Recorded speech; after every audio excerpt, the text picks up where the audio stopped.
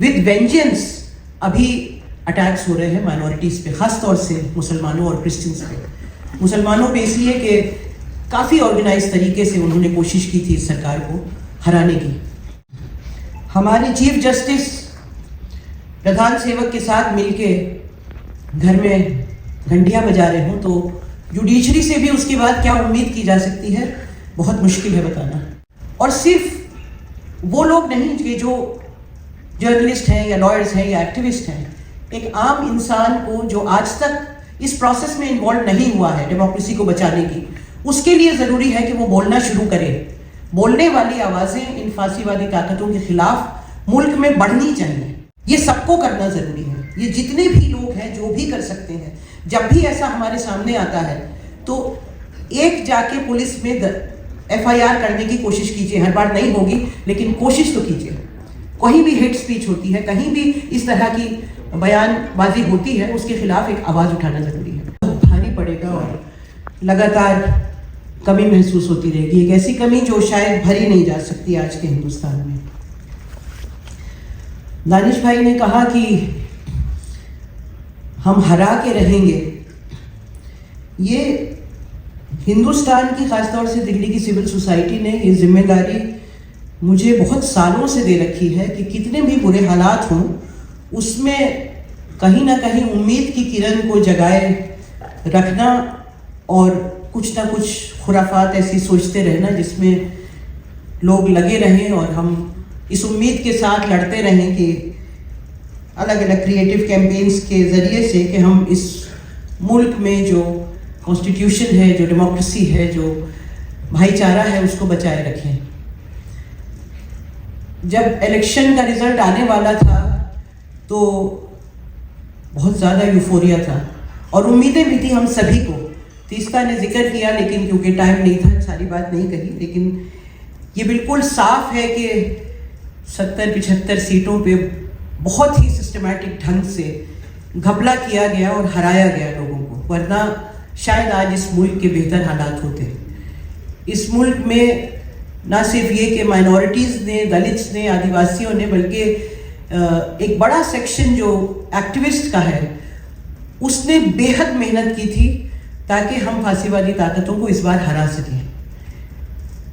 लेकिन जो रिजल्ट आए उसके बाद भी पहले हफ्ते तक सिविल सोसाइटी में, खासतौर से विमेन फेमिनिस्ट सर्कल्स में बहुत यूफोरिया था और मुझे लगता है कि वो रिजल्ट आते ही ऐसा महसूस हो गया था कि ज़मीन पे कुछ भी नहीं बदलेगा। और ज़मीन पे ना ये कि कुछ बदला, पार्लियामेंट में ज़रूर बदला है। ये बात सही है कि पार्लियामेंट में जो भाषण होते हैं, जो हम सुनते हैं, उससे उम्मीद मिलती है। लड़ाई भी ऑपोजिशन ज़्यादा ज़ोर से कर रहा है, लेकिन ज़मीन के ऊपर हालात बद से बदतर हो गए। उनके लिए बहुत इम्पॉर्टेंट था ये दिखाना that it is business as usual, कुछ भी नहीं बदला जाएगा। और आई थिंक तीस्ता ने ये कही बात और सही कही कि विद वेंजेंस अभी अटैक्स हो रहे हैं माइनॉरिटीज़ पे, ख़ास तौर से मुसलमानों और क्रिश्चियंस पे। मुसलमानों पे इसलिए कि काफ़ी ऑर्गेनाइज तरीके से उन्होंने कोशिश की थी इस सरकार को हराने की। बहरहाल, जब हमारे चीफ जस्टिस प्रधान सेवक के साथ मिलके घर में घंटियां बजा रहे हों तो जुडिशरी से भी उसके बाद क्या उम्मीद की जा सकती है, बहुत मुश्किल है बताना। बीच बीच में कुछ ऐसे जजमेंट्स दे देते हैं कि आपको लगे वाह भाई सुप्रीम कोर्ट है, लेकिन जो क्रूशल वक्त होता है उस वक्त या तो वो सुनवाई ही नहीं होती उन केसेस की, या होती है तो उसको इधर उधर करके निकल जाते हैं बदतमीजी से। इसी तरह पूरा जो पुलिस का महकमा है, जो ब्यूरोक्रेसी है, जो ना सिर्फ ये कि they have totally given in, बल्कि पूरा इंस्टीट्यूशनलाइज्ड तरीके से एक फैशिस्ट सरकार के जो विंग्स होते हैं वो अब बन गए हैं। ऐसे हालात में किस तरह उम्मीद को कायम रखा जाए, किस तरह लड़ा जाए, किस तरह ये सोचा जाए कि हम इन ताकतों को हरा देंगे। ये बात ज़रूर है कि इस सरकार इस इलेक्शन के बाद जिस तरह का डर का माहौल था उसमें कुछ कमी आई है। इलेक्शन से पहले तो काफ़ी कमी थी क्योंकि आम लोग बोलने लगे थे। कोशिश ये है कि फिर से उसी तरह से ज़बानों को बंद कर दिया जाए। तो मेरे सुझाव यही है कि एक तो ये कि हालात कितने भी बुरे हों, निडर होके बोलते रहना लगातार, और सिर्फ वो लोग नहीं कि जो जर्नलिस्ट हैं या लॉयर्स हैं या एक्टिविस्ट हैं, एक आम इंसान को जो आज तक इस प्रोसेस में इन्वॉल्व नहीं हुआ है डेमोक्रेसी को बचाने की, उसके लिए ज़रूरी है कि वो बोलना शुरू करे। बोलने वाली आवाज़ें इन फांसीवादी ताकतों के खिलाफ मुल्क में बढ़नी चाहिए। जितना आपको याद होगा 20 जनवरी पूरे देश में भगवा झंडे लगे हुए थे। जिस तरह से हमें लगता है हम इंटिमिडेटेड फील करते हैं, उसी तरह हमारी बुलंद आवाज़ों से भी उनको डर लगता है, ये याद रखिए। वो भी उतना ही घबराते हैं जब हमारी आवाज़ें बुलंद होती हैं। इसलिए भी बुलंद आवाज़ करना बहुत ज़रूरी है ताकि ये मैसेज हर वक्त जाता रहे कि हालात कितने भी ख़राब हों, हम डरने वाले नहीं हैं। ये मैं किस्सा कई लोगों को सुनाती हूँ। एक फिल्म मैंने देखी थी हिटलर के वक्त की जर्मनी की। उसमें एक बेंच है जिसके ऊपर लिखा है not for Jews, Jews not allowed, और उस पर एक क्रॉस लगा हुआ है।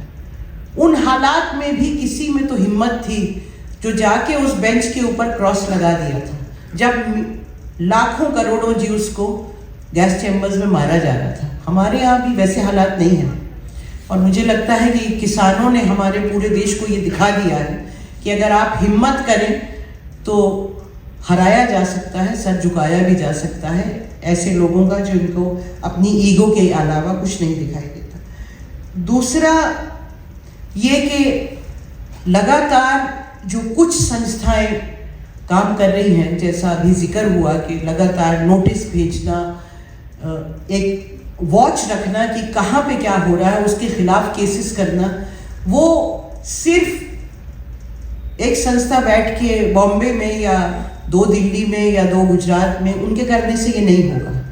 ये सबको करना ज़रूरी है। ये जितने भी लोग हैं जो भी कर सकते हैं, जब भी ऐसा हमारे सामने आता है तो एक जाके पुलिस में FIR करने की कोशिश कीजिए। हर बार नहीं होगी लेकिन कोशिश तो कीजिए। कहीं भी हेट स्पीच होती है, कहीं भी इस तरह की बयानबाजी होती है, उसके खिलाफ एक आवाज़ उठाना ज़रूरी है। और तीसरा मुझे लगता है कि बहुत सारी ऐसी छोटी छोटी चीज़ें जो हम एक समाज के स्तर पे कर सकते हैं।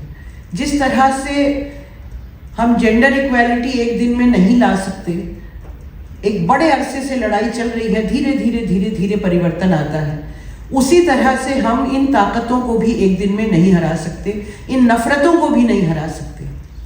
उसके लिए जैसा माइकल ने कहा था कि एक दूसरे से मिलना जुलना शुरू कीजिए। हमने पिछले 15 अगस्त को एक बहुत छोटा सा कैंपेन शुरू किया था जो हर वक्त जारी रह सकता है, जिसका नाम था मेरे घर आके तो देखो। और उसमें अभी तक 1 लाख से ज़्यादा लोग एक दूसरे के घर जा चुके हैं। 1 लाख कुछ भी नहीं होता इतने बड़े मुल्क के लिए, लेकिन चीज़ें बहुत धीरे धीरे धीरे धीरे बदलती हैं। मुझे लगता है कि ये एक बहुत अहम कदम होगा। अगर जो दलित नहीं है वो दलितों के घर जाएं, जो बाकी किसी भी कम्युनिटी के हैं वो मुसलमानों के, क्रिश्चियंस के घर जाएं, जो लोगों का दूसरा सेक्सुअल ओरिएंटेशन है, LGBTQI कम्युनिटीज़, उनके घरों पे जाएं, एक दूसरे के साथ इंटरैक्ट करें। अपने एरियाज़ में जहाँ रहते हैं वहाँ छोटे छोटे छोटे कलेक्टिव बनाना शुरू करें, क्योंकि नफ़रतें तो हमें घरों से ही मिटाने की शुरुआत करनी पड़ेगी। ये 1 दिन, 2 दिन, 4 दिन, 10 साल में नहीं जाने वाली। ये हार भी जाएं तब भी ये लड़ाई बहुत लंबी है।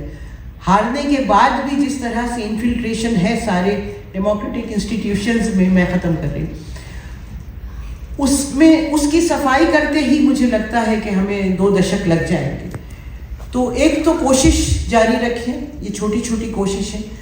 और आखिरी बात मैं ये कहूँगी कि बहुत सारे लोग, और ख़ास तौर से मैं मुस्लिम कम्युनिटी के बारे में ये कहना चाहूँगी। मैं 40 साल से एक एक्टिविस्ट हूँ और मैंने सिर्फ एक बीच का हम अरसा छोड़ दें जब FCRA था, सिर्फ डोनेशन पे पहले सहर नाम की एक ऑर्गेनाइजेशन, फिर सहमत, अब अनहद, पिछले 21 साल से बिरयानी के लिए पैसा नहीं चाहिए मुझे, कौरमे के लिए भी नहीं चाहिए।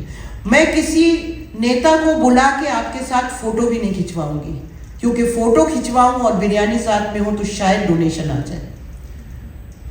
डोनेशन चाहिए। और मैं अपनी बात नहीं कर रही, लड़ने वालों को, चाहे वो तीस्ता हो, चाहे वो राम पुनियानी हो, हर्षमंदर हो और कोई भी, जितने लोग इस मुल्क में आज डेमोक्रेसी की लड़ाई लड़ रहे हैं, अगर कुछ भी नहीं कर सकते तो कम से कम उनके हाथ आप अपने डोनेशन देके मजबूत कर सकते हैं, जिसकी सख्त जरूरत है। क्योंकि पिछले 14 साल में, 10 साल में, जब से ये सरकार आई है, इन्होंने एक एक चुन के लोगों को फाइनेंशियली स्ट्रैंगुलेट किया है। अनहद जो ऐसे प्रोग्राम पूरे दिन के 2-2, 3-3 दिन के पिछले 20 साल से लगातार नेशनल लेवल के कर पा रहा है। आज तीस्ता यहाँ है क्योंकि वो आई थी। हमने ये बहुत बार बात की कि तीस्ता को बुलाना है, राम को बुलाना है, लेकिन पैसे ही नहीं थे, पैसे ही नहीं थे कि बुला सकते। ये हमारी खुशकिस्मती है कि तीस्ता थी और आई थी सीताराम की वजह से और यहाँ आ गई। ये प्रोग्राम भी जिसमें, और ये प्रोग्राम बहुत ज़रूरी है, वो इसलिए कि ना सिर्फ इसलिए कि क्या हो रहा है मुल्क में वो हम लोगों को समझा सके, बल्कि इसलिए कि जो दूर दराज बैठे हुए एक एक एक्टिविस्ट जो कहीं कहीं लड़ रहा है, एक एक इंडिविजुअल जो कहीं लड़ रहा है, उसको हिम्मत देने का काम करने के लिए इन प्रोग्राम्स का लगातार होना ज़रूरी है। आरिफ भाई आज आए हैं बनारस से और सालों बाद मुलाकात हुई, इसीलिए सालों बाद हुई कि अब फंड्स ही नहीं है कि आप कुछ ऑर्गेनाइज कर सकें। तो बहुत सारे तरीके हैं इस लड़ाई में जुड़ने के लिए। अगर और लोग जुड़ेंगे तो कामयाबी होगी। अगर गिनती के वही 100-200 संस्थाएं बच जाएंगी लड़ने वाली, तो शायद इन फोर्सेस को हराना बहुत मुश्किल है। मुझे अब भी उम्मीद है कि हम इन्हें हराएंगे और बिल्कुल हराएंगे, लेकिन उसके लिए सब लोगों का जुड़ना ज़रूरी है। और ये प्रोग्राम क्योंकि पूरा रिकॉर्ड हो रहा है, तो मुझे उम्मीद है कि ये सिर्फ इस हॉल तक नहीं रह जाएगा, ये अपील जाएगी दूर दूर तक कि आवाज़ें बुलंद रखें। जो भी कुछ गलत हो रहा है मुल्क में उसके खिलाफ केसेस करने की कोशिश करें और जो संस्थाएं लड़ रही हैं उनका साथ दें। वरना तो आप में से शायद कुछ लोगों ने देखा हो, मोदी जी के घर आज नया मेहमान आया है, दिव्य ज्योति। आप लड़ रहे हैं कि गाय के नाम पे लोगों को मारा जा रहा है और वो सिंबॉलिकली आपको बता रहे हैं कि इस मुल्क में सबसे कीमती तो वही है, क्योंकि वो गले से लगा कि उनके तो 5 कैमरा लगे होंगे, फोटो खींची जा रही होंगी और बांटी जा रही होंगी। तो कल को आप जाएंगे गौरक्षक के नाम पे जो सड़क पे मार रहा है, तो उसको छुड़वाना, उसको उसके खिलाफ केस करना शायद और भी मुश्किल होता जाएगा, क्योंकि ये सारी लड़ाई भी सिंबल्स की लड़ाई है। और सिंबॉलिकली जो चीज़ें बाकायदा RSS हो या उनके नेता हों जो बाकायदा चारों तरफ फैलाते रहते हैं, उनका एक बहुत गहरा पॉलिटिकल मतलब होता है। Thank you.